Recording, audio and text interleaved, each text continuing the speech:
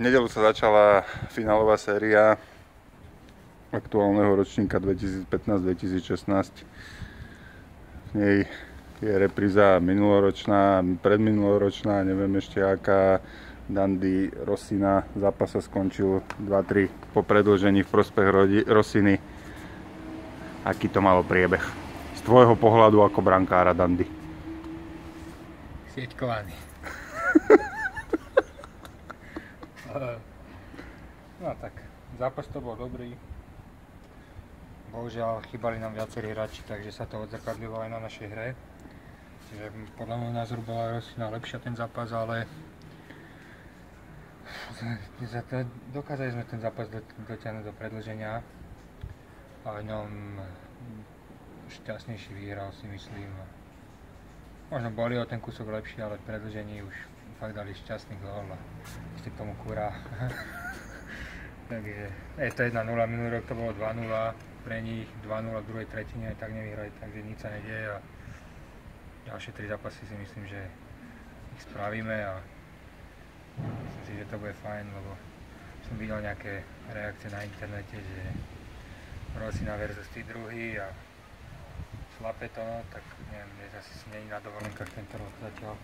Uvidíme po Cupe, či budú na dovolenkách, či nie. Už si spomenul, že vám chýbali viacerí hráči.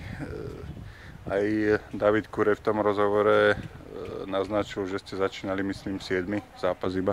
No, 7 sme začínali, takže to v tom finále to je ťažko, keď 7 proti takému kvalitnému superovi, ako Rossina, to sa musí odzrkadliť na tej hre, že aj keby nás bolo 7, neviem akých, proste nemáme to šancu behať, je to veľké ihrisko, už je pomerne aj teplo, takže všetko to má vplyv na tú únavu, takže na konci došiel drevo, trošku to rozbehal, ale hovorím, nemôžeme začať v finále hrať 7, to je veľmi hamba, podľa mňa to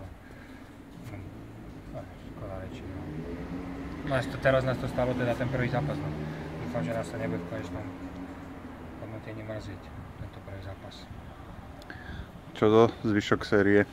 Čo budete hrať inak? Určite asi vás príde viac ako 7, aj? No možno 8. A nie, tak čo, no.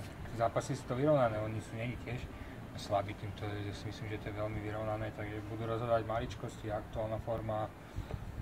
Hráči, ktorí nastúpia. Hráči, ktorí prídu. Takže či sa Kurejovi zadarí, alebo nezadarí. Mal by si začať umývať ruky po záchode, lebo to je neuveriteľné. Náhodiak šťastlivý. No.